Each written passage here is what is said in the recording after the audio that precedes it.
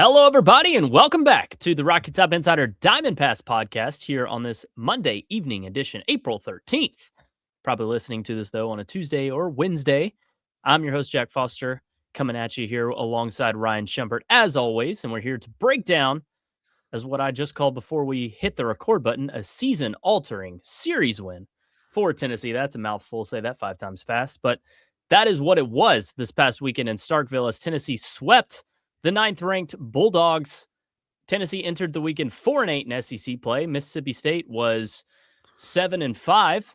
Mississippi State, a top 10 team. Tennessee unranked. Now they have the same SEC record as Tennessee takes all three down in Starkville. A very, very impressive series, one that Tennessee really needed, and the cherry on the top there with the series sweeping victory on Sunday. But before we get into it, Ryan, how you doing? Doing well. If we have some best news of the season, best weekend of the season for Tennessee to talk about, but all the more needed after the last couple weekends, how rough they were for Tennessee. So, sort of came out of nowhere, but a huge weekend and one that certainly changes the outlook for this team. We mentioned it last week that Tennessee was losing games in a heartbreaking fashion, close games, right? It didn't feel like Tennessee was just far less than their opponents or that they didn't belong with these SEC teams. Tennessee should have gone 5-1 in 2 weekends against Vanderbilt and LSU. In my opinion, I know we've had conversations about that, but at least should have had a winning record across 2 series in which Tennessee finished with a 1-5 record. So you knew that Tennessee wasn't a horrible team. It just wasn't winning games. It wasn't closing. It had, 2 obvious areas it was lacking. Those areas rebounded in a very nice way, and Tennessee just played complete baseball. I think that was your headline, Ryan, to Tennessee's Game 2 win. Look, Vols just didn't make a lot of mistakes, hardly any, and every facet of the game performed well, some very elite, and look what happened. So, this team was never a team that I think we thought just was going to finish with single-digit SEC wins and be horrible. If they could just find a way to finish some games and to stay consistent in a couple areas, they could reel off wins, and that's what happened. Yeah, 100%. I think, I would say in my head there was a path to them finishing, with single-digit SEC, maybe not single-digit, that feels unlikely, 10 or 11 SEC wins. Mm-hmm. But, that scenario where it was, where things spiraled and the morale of the team and the locker room and stuff, the frustration boiled up. It certainly was not from a talent standpoint. Tennessee had 4 wins through, a 10 win. That's what they were on pace for going into this past weekend was 10 SEC wins. That was never the talent. And they were so close, as you mentioned, so many close losses. Really, Game 1 against Missouri, really the only game they lost that they didn't have a chance in the 8th or 9th inning to win, or they blew the lead or went to extra innings or something like that. So they were in a ton of them. And you saw them. Blake Grimmer had an error on Saturday's game. Yeah. And Tegan Kuhns to lead off an inning right after Tegan Kuhns got out of a jam. It felt like that could have been something that spiraled. Tegan Kuhns rebounded. Couple instances, first inning maybe on Sunday, where it's Tennessee probably could have scored a couple more runs there. The instance on Friday night with Trent Grenlinger trying to tag up from second to third and getting tagged up, which should have been an easy sac fly. So a small handful of instances where Tennessee kind of beat itself. But for the most part, Tennessee just played good, clean baseball. Good defense, didn't walk batters, didn't give out those free 90 feet that Josh Elander talks a lot about, and probably just as or the furthest from what we've seen. I don't know if it's necessarily surprising. Glass of or breath of fresh air was just a situational hitting. Yeah, I think Tennessee stranded 2 runners on Sunday. Tennessee's offense wasn't that good on Sunday. They didn't have that many chances, but when they retired at one point. Yeah, but boy, when they had chances, they take advantage of them and score. So, all that was stuff that we maybe, for the most part, Tennessee's defense has been good. But for the, that's the Grimmer error is a perfect, that's the type of thing that's spiraled Tennessee in other instances. Yeah. And Tennessee just rebounded and kept playing and, put together just a strong weekend, and it never seemed phased at any point. There's a couple of very big stories to get into, as far as individual performances. And really, I think just 33 hits on the weekend is, probably the biggest one overall. Just the fact that Tennessee had consistent rhythm offensively. And you mentioned Sunday, yes, Charlie Foster, Miss State starter, had much more success against Tennessee than the other two in the rotation did, but 4 2-out hits in the ninth bring Tennessee's hit total to 9 on the game. It looks pretty good for the Yeah. final box score, right? So even on Sunday, there were times where Tennessee had rhythm early and late. Yeah, I think 7 hits of Tennessee's 9 were either in the first or ninth inning. So you at least saw it that day too, is what I'm saying. But you And I said, would, sorry, go ahead. yeah, I was just gonna say to that point, like with Charlie Foster, Yeah, you got to him early, and then you got to him on the way out too. He yeah, exited, I chased him. think, Yeah, after there were second and third with 1 out. I want to say when he exited in the sixth inning, and you got both those runs home. So yeah, even though for most outing Tennessee couldn't touch Charlie Foster, you look up, he pitched 5 and a third, and Tennessee scored 4 runs. Like that's how many yeah. times has that been kind of the opposite case for one of Tennessee starters, and where the guy was good, but Tennessee did enough to build a lead and be productive against him. Yeah, but one thing I did want to emphasize early in this pod here is that you talked about how, you kind of touched on Tennessee just, bouncing back. And when you were saying it could have spiraled, right? Team morale could have just gone downhill fast with how these heartbreaking losses had continued to pile up. But I think Tennessee coming to Starkville and punching Miss State in the mouth early against Valencius, who is a hell of an arm. Yeah. Tennessee had a lot of success against him on Friday nights. And then just continuing that with, their overall approach, it showed that this Tennessee team has a lot of fight. And that is something that has been, an area where Josh Elander has, you know, talked about him having confidence in. Like he has been, overall pleased with his team's approach day in, day out after tough losses, how they've been, bouncing around early pregame and coming to the ballpark with a positive attitude. The players have talked about it. So I don't think that, buy-in and effort has really been an issue with this team. Maybe focus is something you could argue as a separate category of something that Tennessee has struggled with. But just overall, coming to the ballpark ready to go. Like Tennessee's done a good job at that so far, and they certainly did a good job of that this weekend. And that's important given how the Vandy and LSU series had gone. Yeah, no doubt, and I think that just gives confidence in things going forward. I think it gives confidence in Josh Elander more than anything like that. Yes. Even though the results had been bad early here in his first season as head coach, it didn't. He wasn't losing the locker room. He wasn't losing No. the team. So that's the first thing. You're not throwing a parade for the first year head coach not losing the team or anything like that. But talking about things going badly, like that would have been the worst case scenario, and it never necessarily felt that way. It never felt that way. Period. Not necessarily, but this weekend I think was a perfect example that had not happened, and this was still a team that had confidence in their abilities and confidence in their coach. I don't believe Twitter is firing Josh Elander this week. That has been the case most of the weeks here in the past. I think this week, things are a little He more gets one more positive week. as they should be. I mean, come on. We weren't even halfway through SEC play, and it was, how do you get Josh Elander out of Knoxville? But hey, give him some time. Look, road series sweep against top 10 opponents sounds pretty good to me. I don't know. Yeah, no, it was perfect. I mean, it was even less than that. Tony Vitello was like 15 games into his MLB career. It's like not going very well for Tony. Maybe these guys will just reunite next offseason, even though the Giants season will, even if it ends unsuccessfully, will end on the last day of September, and Tennessee will be well underway with its fall practice by then, and that just wouldn't make any sense anyway. But yeah, Josh Elander gets to keep his job at least for one more week. Well, look, like I said, lots of stories to talk about, just kind of hit on some overall themes there to start this thing. But as we transition into talking about the starting pitching, really individually, Ryan, there's multiple ways you can go. Jay Abernathy's Saturday, Manny having some big hits, Grinlinger remaining incredibly consistent in the 5-hole. But to me, the biggest individual performance to emphasize from Tennessee's series sweep of Miss State is Tegan Kuhns. I thought his start in Tennessee's 6-2 Game 2 win was phenomenal. I think you have to say it's his best of the year. And we have seen Tegan Kuhns be excellent for the first 3 to 4 innings of outings multiple times. I look at UCLA. Outside of the homers, he was unreal against the number one team.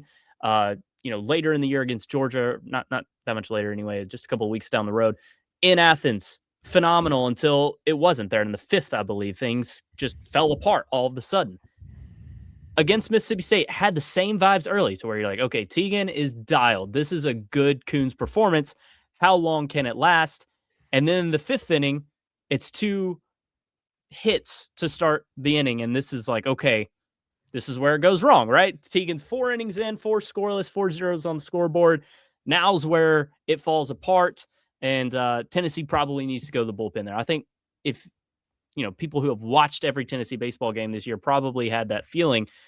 But Kuhns able to work out of a jam there in the fifth with 2 big outs to strand a runner after allowing Miss State's first run of the game. And then in the sixth, against the heart of Mississippi State's order, very talented hitters and Chance and Reese and Sullivan. Tegan works around that leadoff error that Blake Grimmer committed that you mentioned and retires the side there in great fashion. Sure, gives up a homer to his first batter in the seventh, is pulled afterward. But that fifth and sixth inning there, really working out of the jam in the fifth and then coming back in the sixth with his pitch count up in the 80s and taking care of business against some very talented SEC hitters was tremendous. And of course, the final line bears it out with his stats: 4 hits allowed, 2 runs, struck out 7, walked just 1 where he got squeezed a little bit too there in the AB. But look, 6 innings pitched, 87 pitches. I think if Tegan Kuhns can give you performances like this, it changes the landscape of how Tennessee and Josh Elander and Reynolds can manage its pitching on a weekend to weekend basis. Yeah, 100%. I think you really said it really well. And it's what I wrote on Saturday, where it's like first 4 innings were great, nothing new. We've seen that plenty of times. It was the 5th inning in which he gives up a run. That was the encouraging part, because like you said, even he gets that first out, but then second and third, 1 out, and you would have taken one of those runs scoring. You would have taken a sac fly for out number 2, and then out number 3, and however way you get it.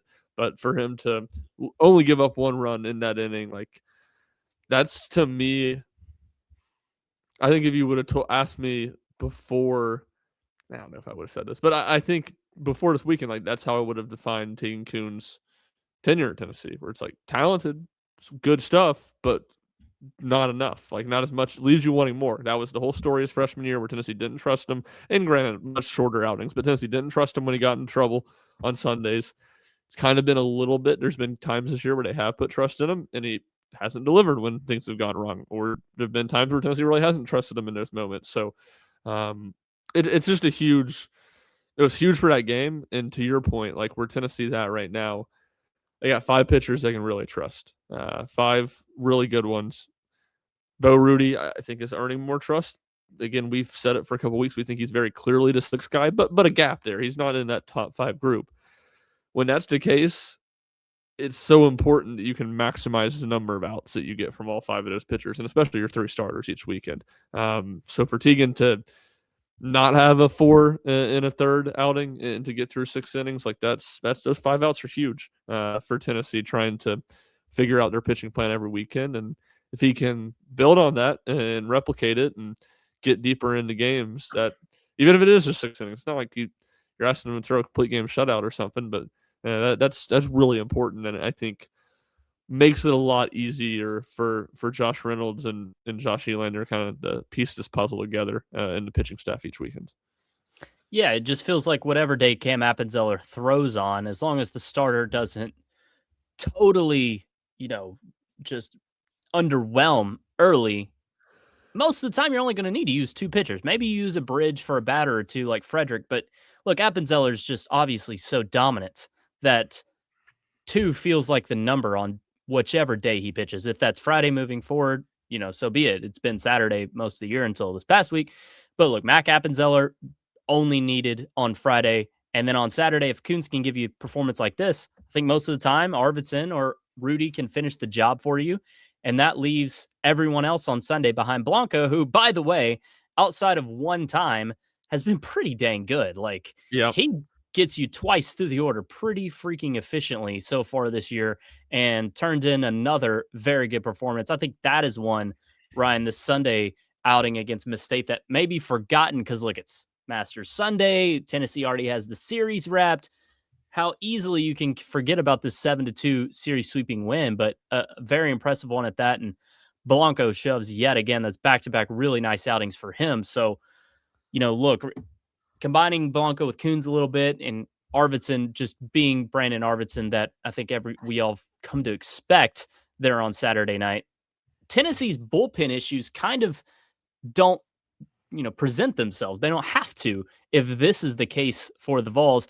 That is, we discussed that as the 1B issue to this team behind offensive consistency last week. We didn't really have to see those other guys pitch outside of Chandler Day, got a couple there on Sunday, but Tennessee didn't need Nick Abraham or Braden Krenzel. They didn't need to throw those guys because of the great situations others like Kuhns and Blanco, Arvidsson put them in. Of course, Appenzeller, Mac Friday. If these guys can perform like this, that problem just doesn't really become something Tennessee has to face. Ultimately, it's something that you'd want to be fixed come postseason play when you're probably going to need to rely on a few of those guys. But for now, look, Tennessee can get the job done if performances like this become a regular thing. Yeah, it's at least minimized. They get 7 outs not using those 5 guys. And it felt dicey until they got the insurance runs in the 9th. But they got out of the 7th inning. They got the last out, and they got 38th inning. Some runners in scoring position, some hard hit. Yep, on Sunday, some hard hit balls off Bo Rudy that Tennessee's fortunate where they were hit, but it just minimizes it. But I don't think like none of those guys were. It's not like it's impossible for any of those guys to pitch better. Maybe Blanco. It's hard to imagine him being much better than he was, but you're just not going to get that every weekend. Is my thing. Yeah.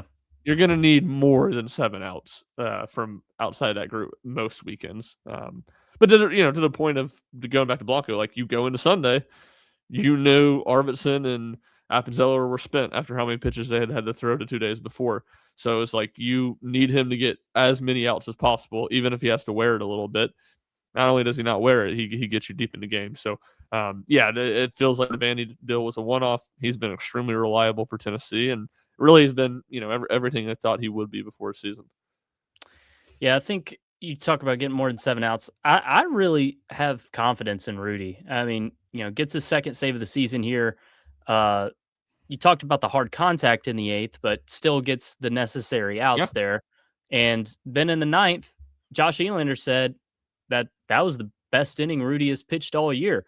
1, 2, 3 inning, strikeout, ground out, and a line out to center is how he, sits him down in the 9th to end it. But I feel like Rudy can get you more times than not more than 6 outs. That's probably the line, right? Can 6 would be the number I had in my head if I feel comfortable with him giving up a run give you more than 2 innings. And I have confidence he can. Yeah, I would say I have confidence 2 innings. I have confidence he can throw 2 innings without things spiraling on him. Maybe he gives up a run or two, which obviously, if you give up 2 runs in 2 innings, that doesn't look good on the stat sheet, but that doesn't kill you. You can get by with that.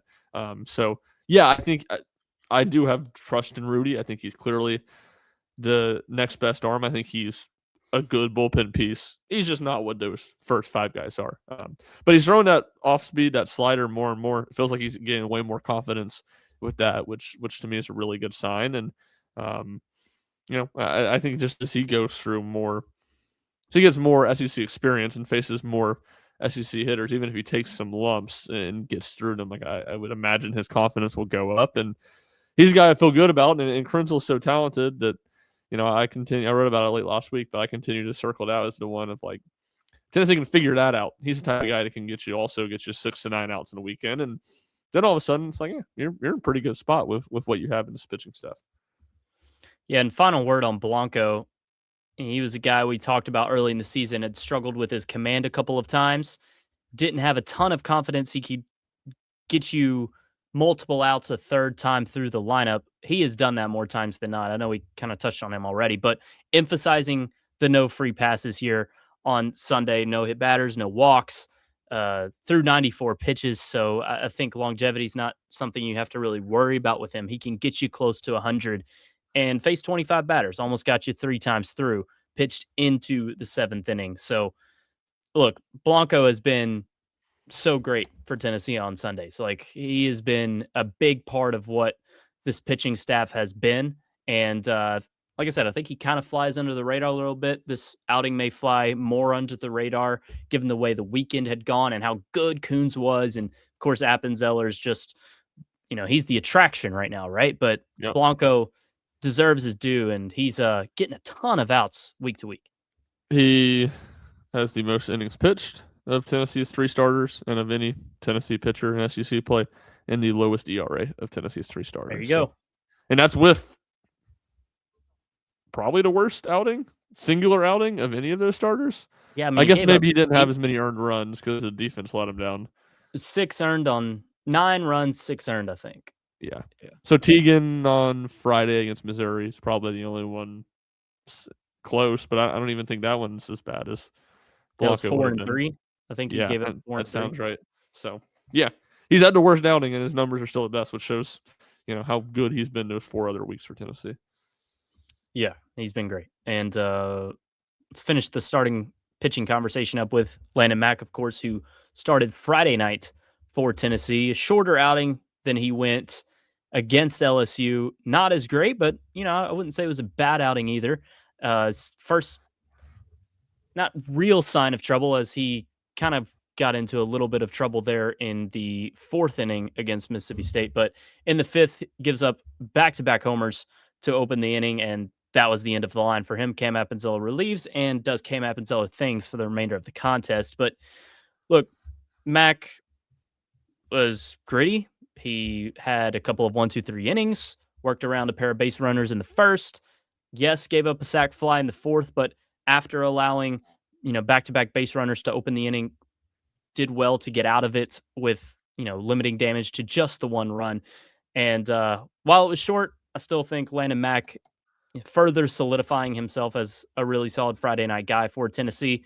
If Tennessee ever wants to make the decision to start Cam Appenzeller, no one can blame them because of how unbelievably excellent he's been. But I think Mack is giving Tennessee more positives than negative for sure, and followed up a LSU outing fairly nicely outside of those 2 back-to-back jacks, of course.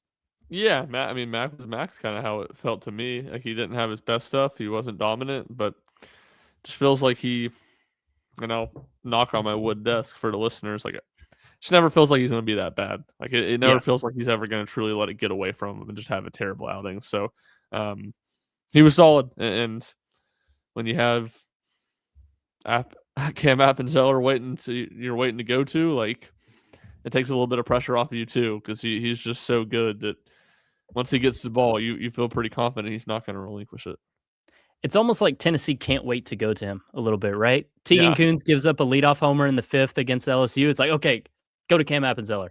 Mac, I know it's back-to-back, but still, I think Mac could have gotten you a couple more outs, right? Like, yeah, for sure. I feel like it was Sunday. Yeah. he would have still been out there, Yeah. So, but at that point, like, go to Cam Appenzeller. What are you waiting for? I feel this excitement almost from Tennessee to go to him. At the first sign, it makes sense. And that's what happened here definitely happened with Kuhns, right? Kuhns had kind of been solid and then allows the leadoff walk, bang, hook. It's like, okay, go to Cam Appenzeller. He'll just win the game for you. And the game was tied Friday, I believe, when Appenzeller entered, because Miss State had tied it with those 2 homers. So it was 3-3. But yeah, it's just, I don't know. I feel like Tennessee has this excitement, but can you blame them, Ryan? Another insane performance from the freshman. Finally gives up a run in SEC play. It took him 65 outs to do so. 21 2/3. Unbelievable stat. But, finishes it off nicely, getting a big final out there after allowing a homer to Stallman, who had homered twice in the game. But career high strikeouts, career high 78 pitches, 5 innings pitched. She just keeps on moving along with incredible outing after incredible outing. I think in some ways it was almost his most impressive outing because of that. Like to give up the solo homer, was it 1 out in the ninth inning, I believe? Correct. Yep. 1 out solo homer. And it's just like, look, these guys are human. These- yeah, everybody watching that game is feeling here we go again from the Tennessee side, and there's just no doubt that some of that's creeping in the mind of Tennessee's players too. At least they're aware of it. Their Yeah. competitors are probably better at blocking it out than the average fan is, but um, that there's that feeling for sure. And it's the aspect of knowing how to win and delivering in those moments, and you see it all the time with teams or franchises, programs that have been bad and are getting good for the first time, and they lose a lot of close games. Like you got to learn how to win, uh, and for him to have literally his first failure Yeah. in the SEC, and not like he'd been terrible by any means, he'd been good still, but he was facing a little bit of failure for the first time in a road environment in a massive spot when his team has had a lot of failure in very, very similar ways to how this was happening. And for him to push through it and get those final 2 outs and get Tennessee to the finish line, I think says a lot about his mentality and his mindset. Yeah, and look, Appenzeller entered the game and retired his first 9, right? Gets all 3 outs in the 5th, and then 1, 2, 3 in the 6th and 7th. Tennessee scores 3 in the top of the 8th to take a 6-3 lead, okay? And then, Appenzeller, of course, bottom of the 8th, that's when he faces his first sign of adversity. Leadoff single, walk, and then later a 1-out RBI single, and then a wild pitch to put runners on second and third with 1 out. That's when you're talking about, oh, here we go again. That's when it started to feel like that. Like, holy cow, is Cam Appenzeller going to blow this now? Like, everything else has gone wrong for Tennessee. Appenzeller's been the one just great constant for them, and now this is falling apart. Those thoughts, I think, probably crept into a lot of fans' minds. But look, gets 2 huge outs to strand those 2 runners, and in the ninth retires the side around the 1-out homer, which, by the way, had cut the game to 1 run. So those last 2 Yeah. strikeouts he got to end the game, massive to preserve the 1-run win. But yeah, I think it was good for Cam Appenzeller to have this adversity and to still have to get 5 massive outs to end the game. And yeah, he's continued to pass every test, but I think the test of, okay, you got punched in the mouth a little bit, how do you respond? He passed that one too on the road in a hostile environment against a top 10 team. Yeah, 100%. Like that is all, really important for him. And, I think it's interesting the debate about whether you start him now is more interesting. Kind of, I mean, I talked about it last weekend, whereas like, and it was interesting because Josh Elanderdon talked about it a little bit on Tuesday. Of this is the biggest jump that most of these guys go in their life of innings pitched. Certainly to this point, from high school to freshman year when you're really good, and Tennessee not wanting to wear them out, and now all of a sudden that Tennessee halfway through SEC play looks like they're going to be in the NCAA tournament. Obviously, they got work to do, but in a solid spot. Yep. It's like, all right, this is your best weapon right now. You got to do what you can do to keep him fresh going into the postseason. You don't want him tapering out when May and then obviously June rolls around. Yeah, I just think Tennessee has used him in a certain way for a while now, and why really quit what's working? You can't Yeah. take Kuhns or Blanco out of the rotation, obviously, and I really think Matt gives you great energy to start the game. I would worry that if you switched Appenzeller and Mack, maybe it throws off something with Cam, right? And that is just the worst case scenario. That is something you desperately don't want to happen to your best player right now in the season. So if it's working like this, every game he's pitched in, Tennessee has been the better team. Like they should have won. I know Georgia lose by 2, but I'm pretty sure. And then Vandy is 16 innings, and what happens happens. Appenzeller threw 6 scoreless. I thought Tennessee should have won that game. So all these games, Tennessee has had a really good chance to win in which he's pitched. I just don't see why you would change anything. And look, with the way Tennessee is opting to bring him in at the first sign of struggle is probably a good thing. Yeah, and I think it's to the point that I think you talked about last week, and you mentioned it a little bit earlier ago. they really needed a bridge with him. It's not like he has to have a clean inning. Like he's Yeah. been able to come in and fire in some instances and be effective. And yeah, his 23 and a third. He's thrown the third most innings of any Tennessee pitcher in SEC play. So it's not like he's not getting, starting pitcher type innings. Probably had to get hot a little bit quicker this time too, because I don't think Elander entered the fifth thinking, you know, we're going to go to Appenzell after 2 batters. That wasn't the plan, but 2 homers forced the hand. So, I mean, we weren't next to the bullpen watching the, Yeah, intensity of those throws or how fast he started going, but I think maybe it was a thing to where we didn't know how fast Appenzeller could get ready if things really escalated fast. They did a little bit here, and Tennessee was still able to go to him and him perform so well out at the gate. So my point is, I think this was probably the fastest he's had to get ready, and it didn't phase him. Yeah, no, that's a good point too. All right, wrapping up the pitching though, just we kind of talked about it last week with Chandler Day. This is someone who's continued to get some cracks at SEC hitting. Only faced 2 batters here. Got a fielder's choice there for an out in the eighth, excuse me, against Mississippi State. Relieving Brady Frederick, who plunked the leadoff man in the 8th. Gave up a single after that fielder's choice did Day, but maybe a little bit of a replacement for Mark Hindy after his struggles. Another lefty option for Tennessee beyond the extended relief guys of Arvidsson and Appenzeller. More of a situational lefty guy could be Chandler Day. And Josh Elander just likes his energy, likes his approach, his mindset. I don't think this is a guy who is going to let the moment really overwhelm him. He's not one of Tennessee's most talented pitchers by any stretch of the imagination, but a guy that Elander obviously trusts. And I think we'll see this probably until, something bad happens. Like this is probably something to expect. Day to get a couple of batters maybe here and there in SEC play. Yeah, at least it feels like he's for sure above Hindy right now, and I think it's interesting because it didn't go well for him against LSU. So the fact that it was the confidence, all right, we're going to go back to him again after that. So, right, yeah, it feels like a lefty specialist right now. Might get a little bit of run when Tennessee's trying to piece together the outs that they have to get with no one in that top 5 group. All right, let's shift gears here and talk about Tennessee's hitting performances over the weekend. Look, this is just nothing like we'd seen all conference play, Ryan. Tennessee, consistent approach offensively on Friday and Saturday. We talked about how they entered a period of struggle on Sunday, but 13 hits, 11 hits, 13 on that Saturday game, 11 on Friday. Really seeing Mississippi State starter Tomas Valencius incredibly well, and he had incredible numbers entering the game as well. But look, bottom of the lineup production, Garrett Wright with that massive Friday night performance. Got something from Trent Grenlinger seemingly every game.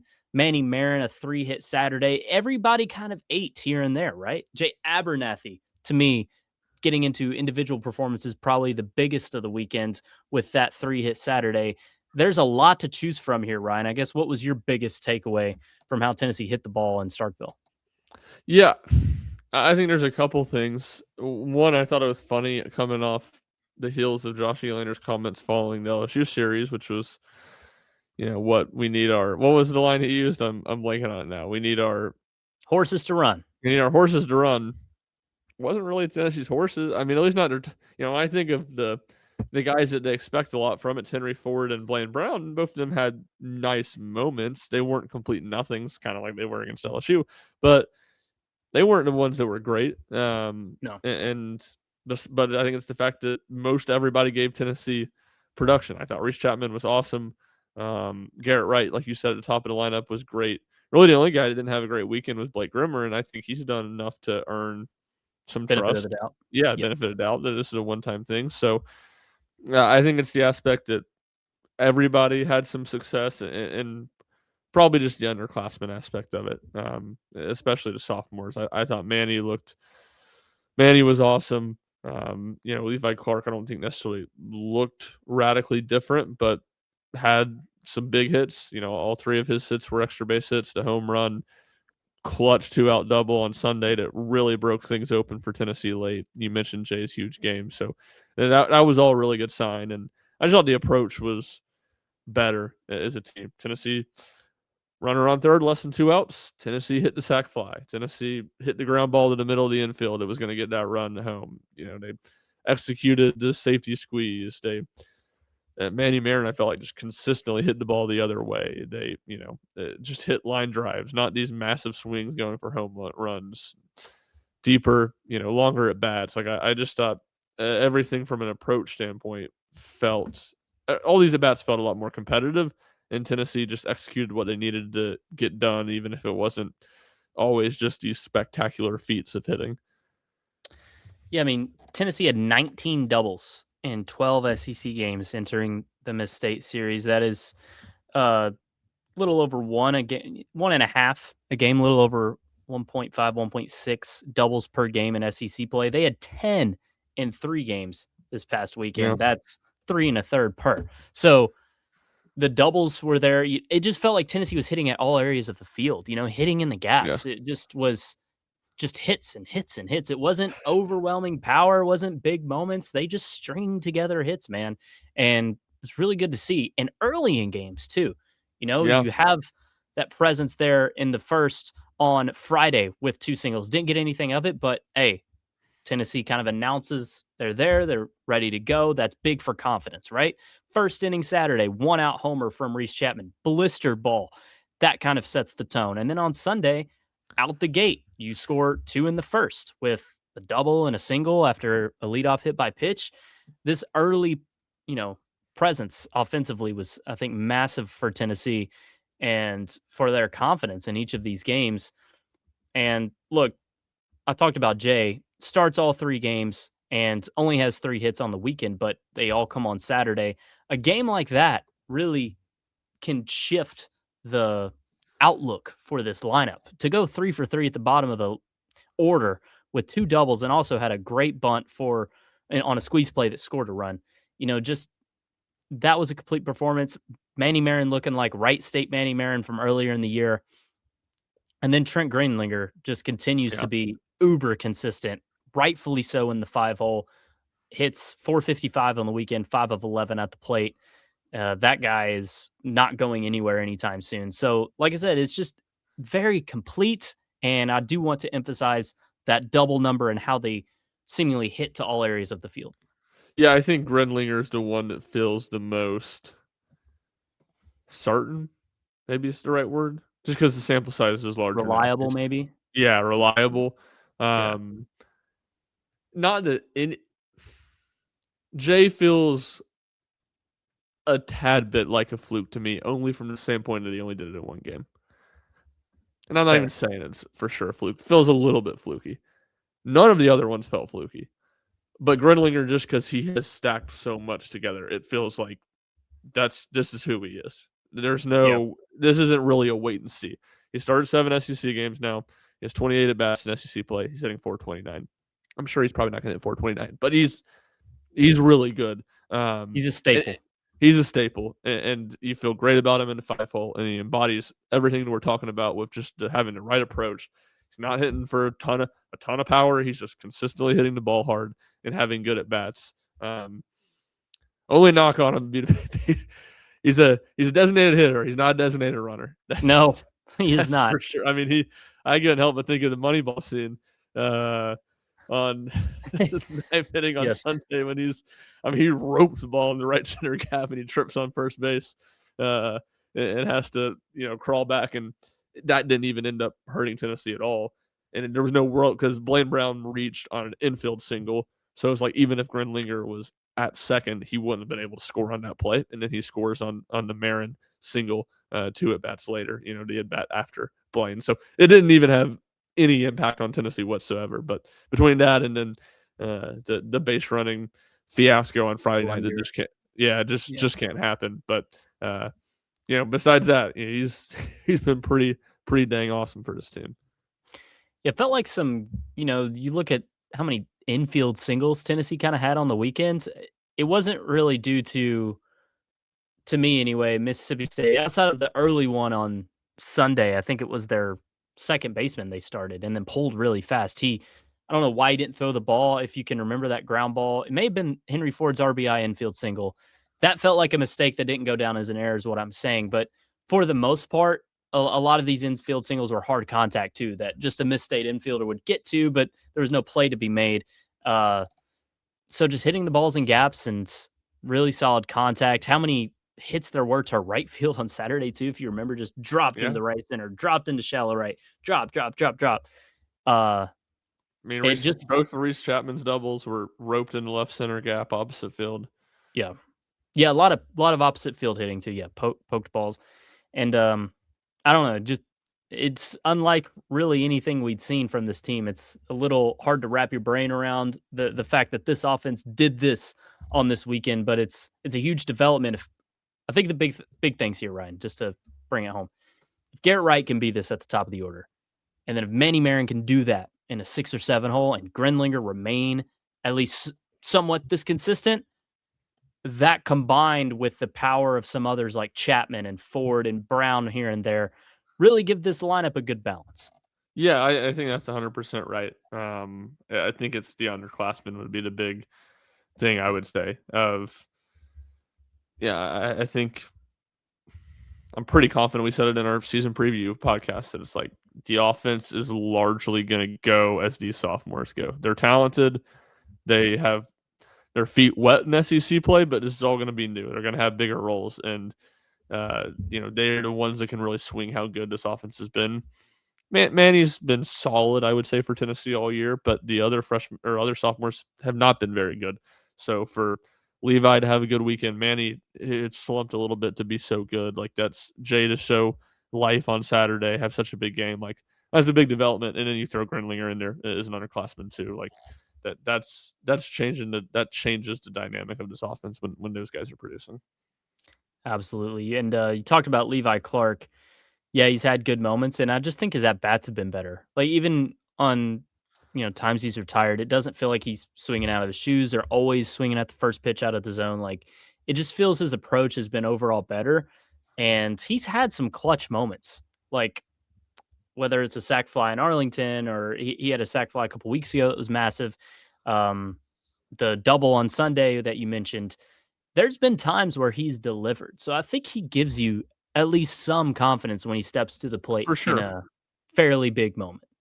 Yeah, for sure. And I mean, I think that's been the case most of SEC play, really. I mean, he was just so bad at non-conference play.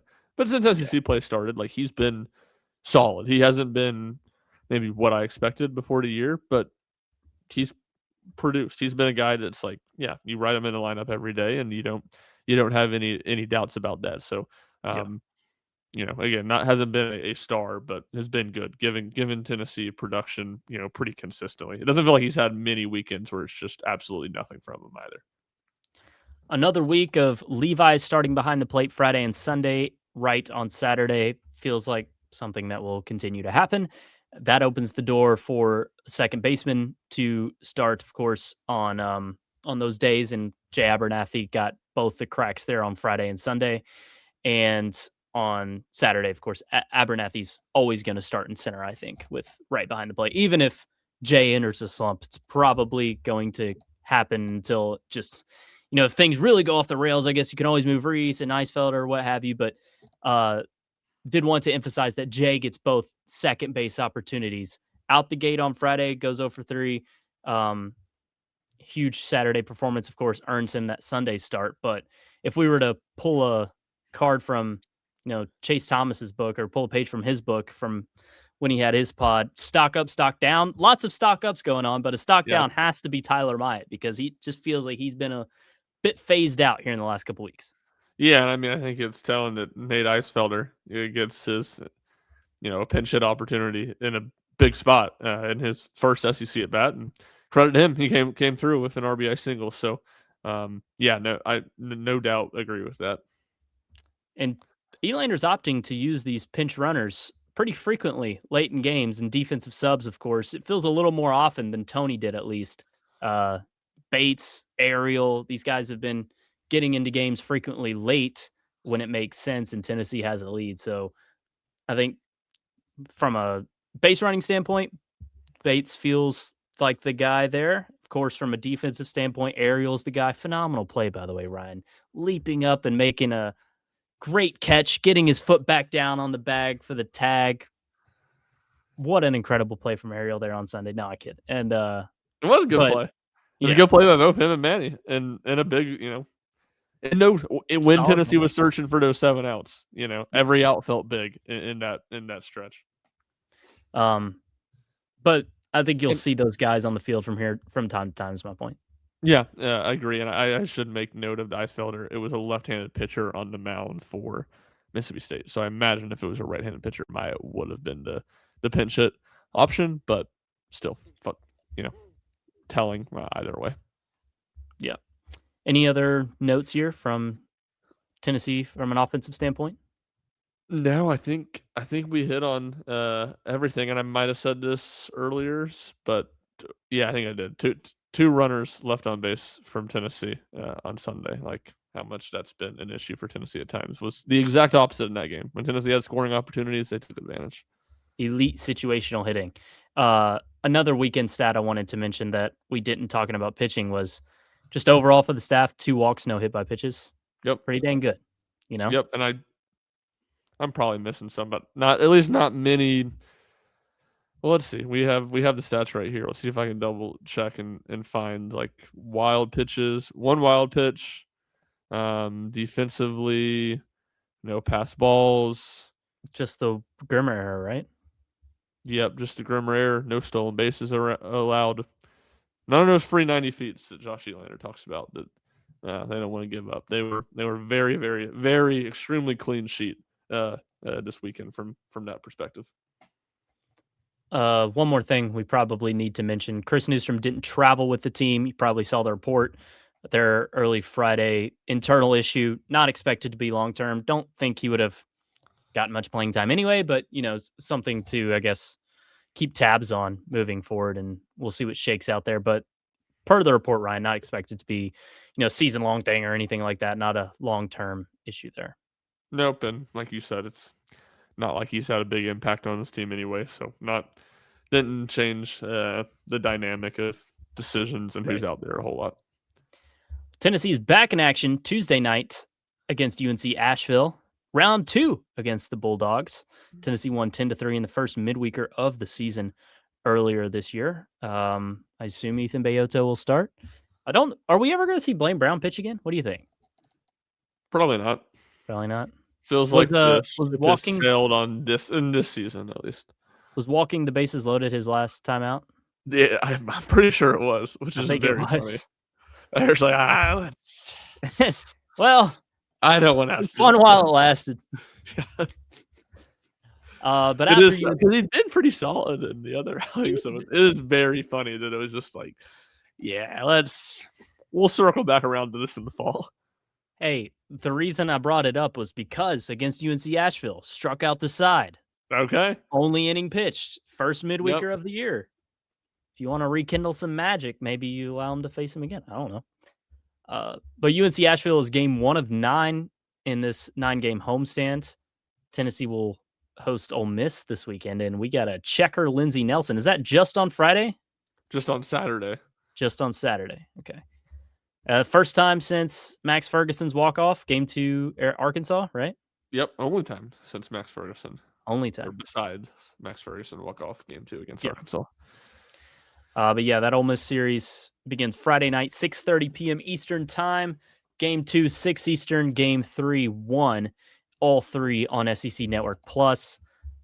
Alabama series will follow next weekend in Knoxville as well. So some gettable series right here, Ryan, right? We had talked about the path to 13 last week and how couldn't get swept, take one all these road series and win the Kentucky one and win these home series. Well, Tennessee got, two extra than we had anticipated sweeping this state series. So it gives them obviously a little more breathing room, but would be nice here to win these upcoming home series.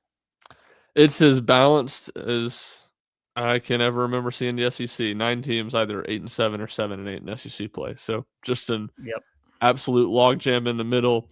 Even past that, Florida 9-6, Texas and A&M. They didn't get to finish their series. Didn't play on Sunday due to weather. They're both 9-5. It's just everybody's pretty similar. Georgia is, atop the league at 11-4. They lost series to Florida this weekend. Tennessee obviously went to Athens and played 3 really competitive games and had a chance to win that series. South Carolina has life now that they fired Paul Mainieri. Missouri stinks. It's besides that. I mean, it's pretty much a logjam. It feels like any given week, any series could go in really any direction. Yeah, I guess that's a good thing, or it obviously proved to be a good thing for Tennessee this past weekend, and with the way the first part of the season had gone, it's a good thing for the Vols. But it also can be hey, don't think you're back, because at any point you could drop a home series to Ole Miss or Alabama and be a little bit back to where you started. This league is tough. It's deep. It's a little bit more even this year. So Tennessee's going to have to continue to bring it. And, everything's out in front of them. I mean, heck, they could win 16-17 and host. Anything can happen here. Yeah, 100%. None of these series feel ungettable for Tennessee to rest away. Hard ones. Texas is going to be hard. At Oklahoma, at Kentucky are going to be hard. But yeah, and none of them are easy. There's none you say, oh, Tennessee should definitely win that series. But everything gettable. So, and certainly Tennessee, even after a good weekend, probably due on the close game metric. They're still due a couple to even it out on the season.